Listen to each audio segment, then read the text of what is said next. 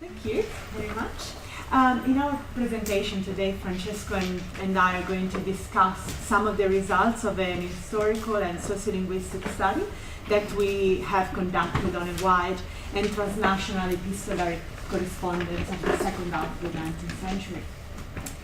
Our study takes into account the multilingual epistolary network of the Benedictine community of New Norcia in Western Australia, and focuses in particular on the correspondence of the founder of the mission, Rosendo Salvado.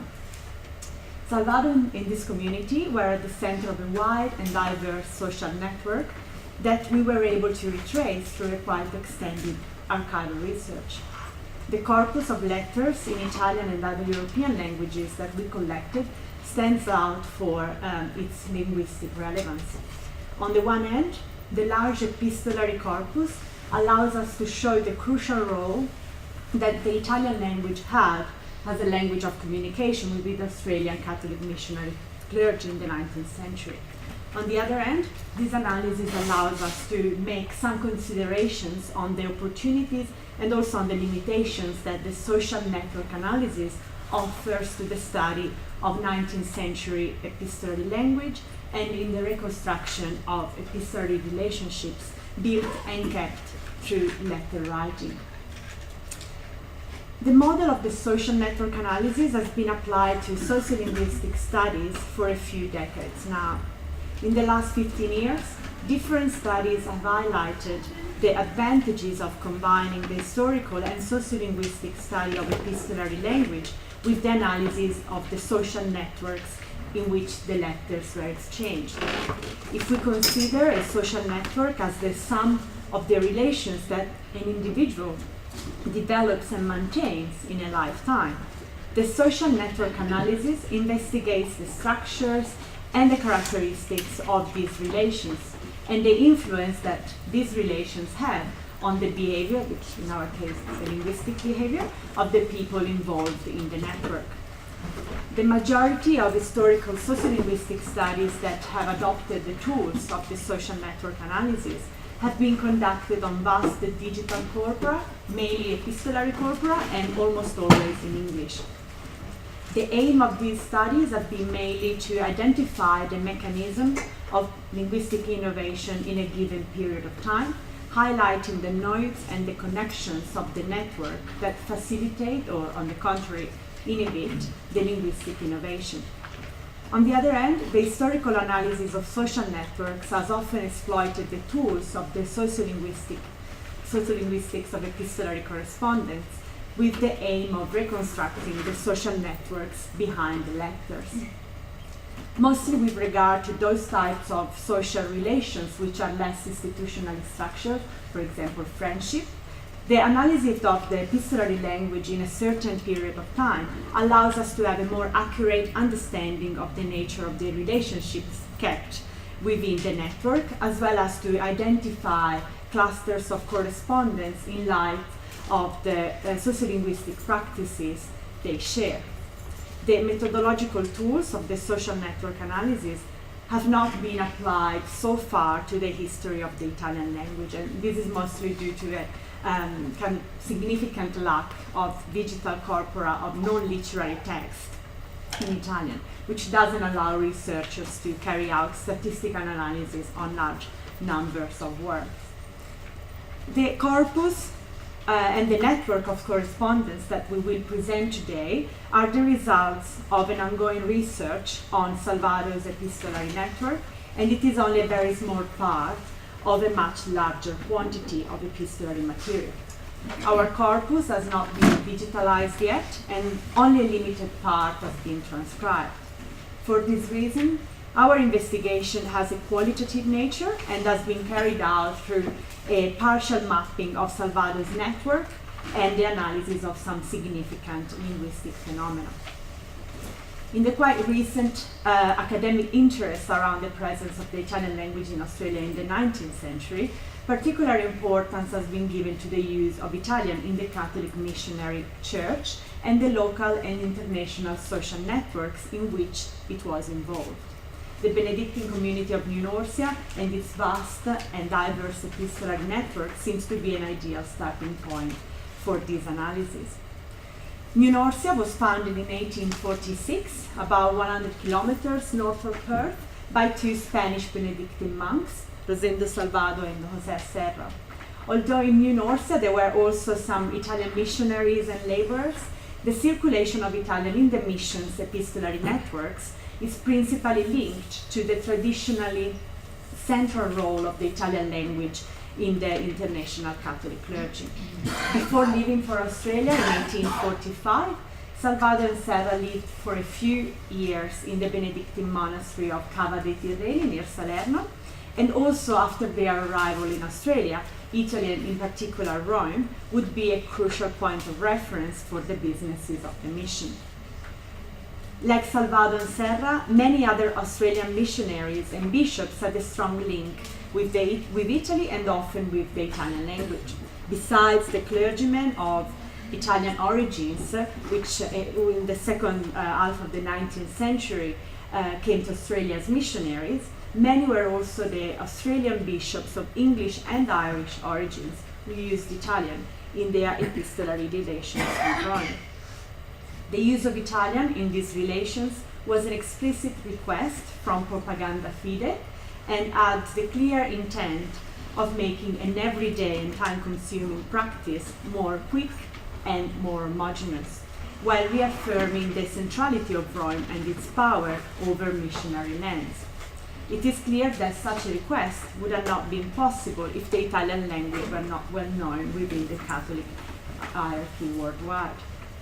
One of the most interesting aspects of Salvado correspondence is its multilingual and multicultural nature, whose roots must be identified in Salvado's personal experience as well as the environment in which he was immersed, so the Catholic missionary clergy, colonial Australia, and also the Babeli community of New Norcia. In his everyday communications, Salvado normally used Spanish, English, and Italian. He received, but did not write himself, letters in French, and of course used Latin in the official ecclesiastic occasions. Salvado used Spanish with his contacts in Spain and the numerous Spanish missionaries in New Norcia and Perth. English is the number one language of communication in the colonial context and also among the English and Irish contacts that he had in Europe and in America. Italian is central in the communications with Italians in Australia, in other missionary lands, like Ceylon, and also with the numerous religious and lay contacts that Salvado had in Italy. Italian could also nonetheless be used in contexts in which none of the correspondence was Italian, as a common language of communication where at least one of the correspondents did not know the language of the correspondent. Salvado, for example, received letters in French from his French contacts, but not knowing the language well enough, would answer in Italian. As we can see, for example, in the correspondence with the Belgian monk Lequet, the Congregation de la Propagation de la Foi in Marseille, and with the French monk Béranger. The same thing could happen with Portuguese and German correspondence. We moreover find epistolary exchanges in Italian between two Spanish correspondents, as those between Salvado, Serra, and another Spanish missionary, Kilian Cole, show. These exchanges suggest a further interpretation of the use of Italian, which must be identified in the pluridirectional nature of epistolary exchanges at the time, as letters were normally circulated among different correspondents. And also in this case, so the use of Italian could guarantee a wider circulation of letters among more correspondents. So I've done a general overview of Salvado's correspondence in Italian, and we will now focus on what types of relationships Salvado kept through letter writing. And Francesco is going to consider some limited number of correspondence, and will highlight some relevant aspects concerning the relationship between the epistolary language and the nature of the social relationships maintained through the letters. Thank you. Good morning, everyone. So, for the second part of this paper, as Federica has already mentioned, Salvador was part of a wide epistolary network within the Catholic Church. Besides the institutional letters sent to the Congregation for the Propagation of the Faith in Rome, we find what we can generally label as Salvador's familiar correspondence, which comprises unofficial letters that Salvador used to keep contact with family members, friends, and religious brothers. The relationships that we can generally label as monastic friendships had a particularly important role within Salvador's epistolary and social network. From the set of these friendships, we have selected a small subgroup of correspondence, and the group includes the abbots of two monasteries in Italy, the Abbey of St. Paul's outside the walls in Rome and the Abbey of Cava dei Tirreni in southern Italy, and two close collaborators of Salvador in Australia, namely the Prior Venanzio Garrido of New Norcia and the Canon Raffaele Martelli. This network of correspondence is characterized by three factors. The first is the homogeneity of the correspondents' social backgrounds. They were all educated churchmen, approximately of the same age. The second factor is the regularity of their epistolary exchange and relative abundance of letters. And finally, the third factor is the high level of interconnection of this network, since all these correspondents had epistolary contacts with someone else in the network besides Salvador. So, historical sociolinguistics studies of epistolary networks have developed different sets of parameters to determine how close the social relationships between two correspondents in a network were. Examples of these parameters are the presence of hierarchical social structures or the existence of affective or professional ties. However, these categories do not seem to work very well in the case of religious or monastic relationships. The reason of this is that in the religious and monastic context, it is often difficult to make an objective distinction between familiar or personal relationships and institutional or professional ties.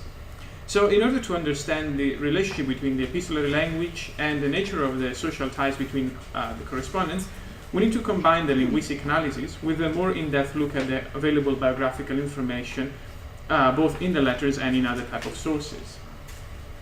In our case, we know that Canon Martelli, who arrived in Fremantle with Salvador in 1853, was a diocesan priest and a missionary in Western Australia until his death. He had a strong personal relationship with Salvador and with the other members of New Norcia community, of which he was also part for a certain number of years. Without any doubt, the personal bond between Salvador and the Spanish monk Venanzio Garrido was also very close.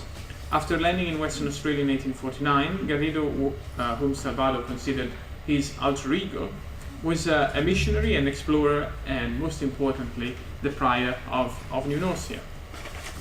And finally, Salvador correspondents in Italy were Paolo Teodoli, Angelo Pescetelli, Francesco Zelli, and Michele Morcaldi.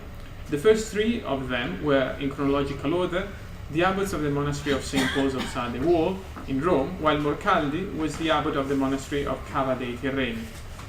Salvador's friendship with these men were personal and to a certain extent intimate relationships. In fact, as it is also confirmed by the chronicles of the monasteries, Salvador lived in both abbeys for a number of years and was considered a member of their communities. At the same time, these friendships had also a political side, as they were instrumental in keeping mutual material support between the three monasteries involved. Overall, the correspondence between Salvador and abbots Teodoli, Pescetelli, Zelli, and Morcaldi is made up by 158 letters in Italian, spanning over a period from 1849 to 1894. The New Norcia archives also hold 172 letters in Italian from Martelli to Salvador, covering the period from 1853 to 1864. Unfortunately, we don't have any letter from Salvador to Martelli. None of them has survived. And finally, we have the correspondence between Salvador and Garrido, which is the largest group of letters, which includes 239 letters in Spanish, covering the period from 1849 to 1870, which is the year of Garrido's death. So, on the one hand, our research investigates the variety of Italian employed in this correspondence. This is to say, the language model of the correspondence in terms of phonology, morphology, syntax, and lexicon. On the other hand, we are interested in studying a set of so-called pragmatic traits that allow us to describe the expression of subjectivity and interpersonal meaning in the epistolary language. So in the remaining part of this presentation, I will focus on the latest aspects of the expression of subjectivity with some exemplificative traits. So one of them is the use of vocabulary of friendship in the letters. Several occurrences of the vocabulary of friendship are found in the correspondence of Salvado's epistolary networks. However, its usage is not uniform across the different correspondents. While Salvado defines Martelli a true friend, a personal friend of mine, and a cordial friend of this mission, Martelli, apart from one isolated instance, never uses words such as amico, friend, or amicizia, friendship, to indicate his relationship with Salvado. Instead, he regularly employs reverential formulas such as most revered and VERDINA Monsignor. In contrast, in Salvado's correspondence with Italian abbots, the nature of their relationships is often defined in terms of friendship. In most of the closing formulas, the sender of the letter refers to himself as an amico, usually pairing this word with either the term servitore, servant, or confratello, religious brother. And in the case of Morcardi correspondence, we also find amico, friend, in the opening formulas, where it refers to the addressee, so Salvado. Thus, in our corpus, we observe a different use of the vocabulary of friendship on the basis of the respective hierarchical positions of the sender and of the addressees. And furthermore, we also find words belonging to the lexical family of amicizia, friendship, in the body of the letters, where they usually work as rhetorical terms, often in requests for political assistance or material assistance from one correspondent to another. A second element we looked at is the use of address pronouns, which also depend on the hierarchical social structure within the network. We know that Italian in the 19th century had the threefold address pronoun system, which included tu, vo, ella, and voi, tu, vo, and ella, with the increasing level of formality, simplifying a bit. And what we observe is that in the correspondence between Martelli and Salvado, the use of these pronouns is non-reciprocal, so Martelli always addresses Salvado with voi. We can reconstruct this from Martelli's own letters to Salvado, while Salvado addressed Martelli with voi, while Martelli addressed Salvado with ella or lei, the most polite form. While in the correspondence between Salvado and the Italian abbots, we see a reciprocal use of both ella and voi, or in certain cases only voi, so the neutral intermediate form, which was very common among the middle class, especially in the case of business relationships, or even among friends, who didn't belong to the lower social classes. However, there is a final aspect we also considered, which is the expression of subjectivity through the language of emotions in these letters. And what we observe is that despite, in the case of Martelli, for example, despite the use of formal language in his letters, the expression of emotions and subjectivity is quite interesting and a sign of strong intimacy with Salvado. For instance, we have noticed that Martelli employed a wide range of emotion terms to express his emotional states. In particular, emotion words referring to the semantic fields of desire and hope, and more generally pleasure and joy, are extremely frequent and are triggered by Martelli's expectation to reduce the physical distance from Salvado, either in person or by the means of letter writing. Emotion terms referring to negative emotions such as affliction, sadness, and disappointment are also often triggered by distance from Salvado and Martelli's physical isolation in Western Australia. So this is quite a strong contrast with the use of formal language with regard to pronouns or to the vocabulary of friendship. We compare these results with what we find in the Spanish correspondence between Salvado and Garrido, and we notice some similarities between the correspondence between Salvado and Garrido and the correspondence between Martelli and Salvado. We see that in Spanish as well there is no reciprocal use of address forms, although Spanish only has one polite form. The use of this polite form is different between Salvado and Garrido, and we also see that Garrido used similar emotion terms in his correspondence with Salvado, looking for psychological closeness, or reducing the distance separating him from his friend, at the same time also superior. Overall, our research shows how the analysis of epistolary language can benefit from taking into account the structure of the social network that produced the correspondence, rather than considering the private letters of educated writers as the product of an undifferentiated community. This type of analysis has a higher degree of precision, identifying diastratic and diaphasic variations in the sociolinguistic and pragmatic traits of the epistolary language. A few words to conclude. Secondly, the approach we propose offers a pathway to the analysis of epistolary communication as a means for the spreading of language models through social networks. Specifically, our hypothesis is that these networks favor the spreading of a model of Italian language among the Catholic missionaries in the 19th century. Our future direction of research will be to reconstruct a larger portion of the epistolary networks of the missionary church in Australia and extend our linguistic analysis to a larger number of letters using quantitative methods. The aim of the research will be to identify the model of Italian language employed in the networks and improve our understanding of the socio-linguistic variations within the network. Thank you very much.